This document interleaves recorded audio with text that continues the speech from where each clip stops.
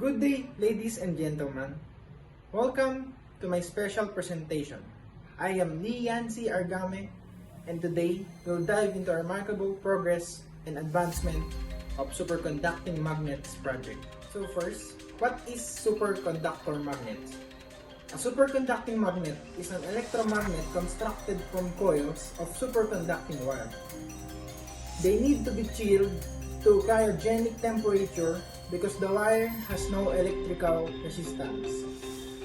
When it's superconducting, it can transmit far higher electric currents than regular wire and produce extremely strong magnetic fields.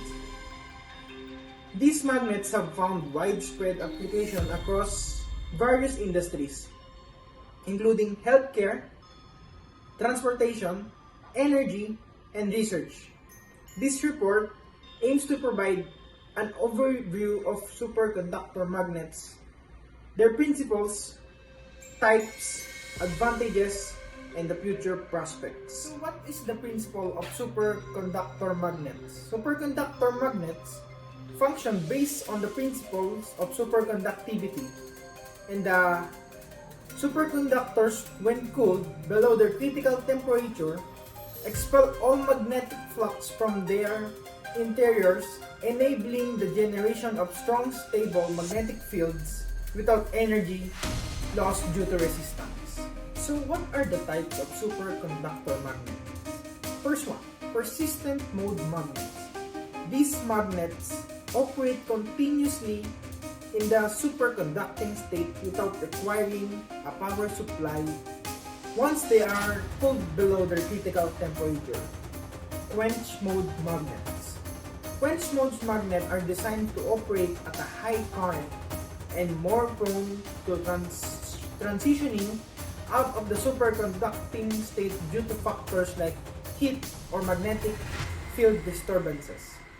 Low temperature superconductor magnets. These magnets operate at very low temperature using materials like niobium titanium or niobium tin alloys. These magnets require cryogenic cooling system, typically using liquid helium to maintain their superconducting state. High temperature superconductor magnets.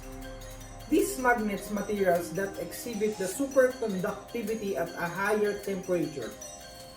And traditional superconductors.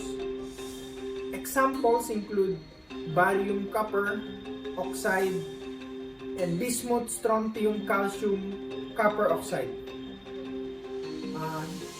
A high temperature superconductor magnets can operate at a higher temperature, reducing the need for extremely low temperature cooling system. Application of superconductor magnets. Magnetic resonance imaging or MRI. Superconductor magnets are integral components for MRI machines, producing strong and stable magnetic field necessary for a high-resolution imaging of tissues and organs in medical diagnosis. Particle accelerators. In a field like physics, superconductor magnets are used in accelerator like the Large Hadron Collider to steer and focus particle beam for a high energy collision. Maglev trains. So what is a maglev train? Maglev train is a system of a train transportation that is levitated along a guideway through the use of magnetic force. Superconductor magnets enable magnetic levitation in maglev trains, reducing friction and allowing for high-speed, efficient transportation. Fusion reactors.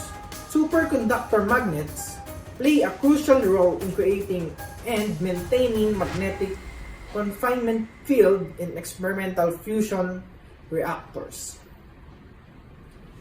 So, what is the chemistry behind these superconducting magnets? This involves understanding their materials, their composition, crystal structures, and the fundamental mechanisms responsible for their superconducting properties. Here's an overview of the chemistry involved in superconducting magnets, copper pairs. In conventional superconductors, superconductivity arises from the formation of copper pairs at low temperature. Electrons in the material from pairs due to interaction with a lattice vibration or phonons. This copper pair moves collectively without resistance, enabling superconductivity. Electron-phonon interaction. The interaction between electrons and lattice vibration within the crystal lattice structure of superconducting materials is crucial. This interaction leads to the attraction between electrons, facilitating the formation of copper pairs and enabling the flow of current without resistance. Complex structure in HTS material.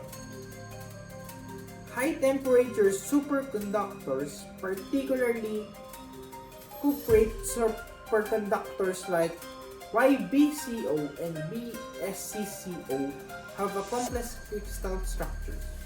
These materials often consist of copper-oxygen planes, and their superconducting behavior isn't entirely explained by the electron-phonon interaction and seen in conventional superconductors. So, what are the advances in superconductor chemistry? New materials development. Scientists are actually developing new superconducting materials with a higher critical temperature and improved properties. Understanding complex structures.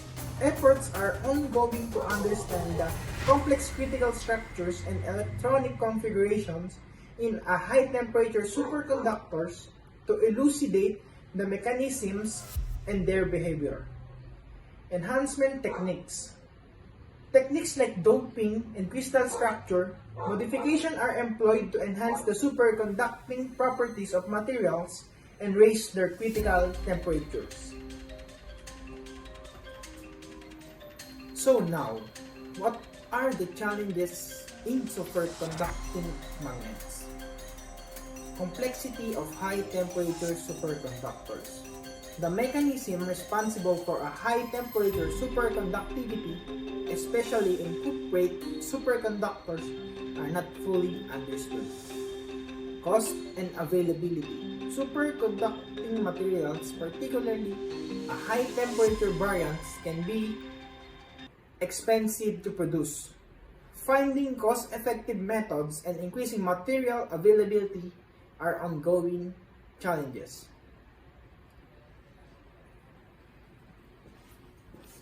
So overall, in conclusion, the superconducting magnets projects stand as a testament to a human ingenuity and collaborative effort.